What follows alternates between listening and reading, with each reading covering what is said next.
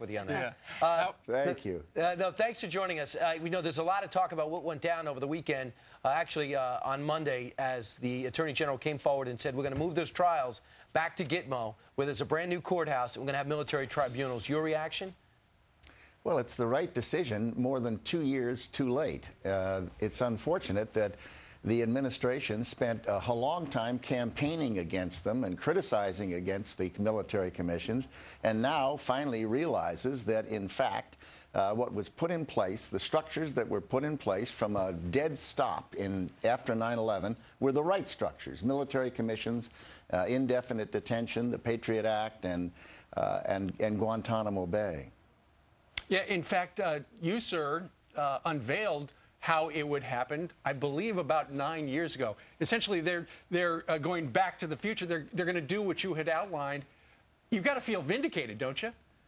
Well, I think the Bush administration should feel that they found basically the right things to do to protect the American people. And they did it in rapidly, and they did it in a manner that was successful, and they did it amid all kinds of criticism from various quarters. And in fact, they've stood the test of time. Well, usually when people do 180-degree turns, they got to blame somebody. So the Attorney General chose to blame Congress. Listen to this, Mr. Secretary. I know this case in a way that members of Congress do not. I have looked at the files. I've spoken to the prosecutors. I know the tactical concerns that have to go into this decision. So do I know better than them? Yes.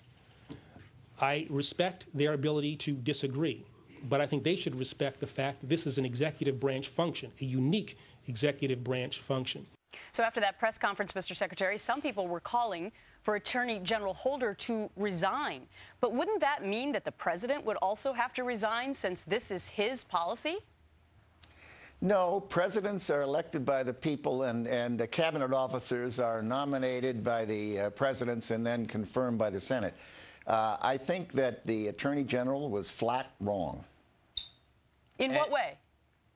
Well, first of all, his position 2 years ago was not the right position, and he finally has arrived there, I think. But my question, Mr. Secretary, is whether or not that directive, didn't he operate at the directive of the President of the United States in both cases? That I don't know. My guess is he made the recommendations to the President, and then the President made the decision. But it was his recommendation to oppose military commissions, and military commissions fit the problem.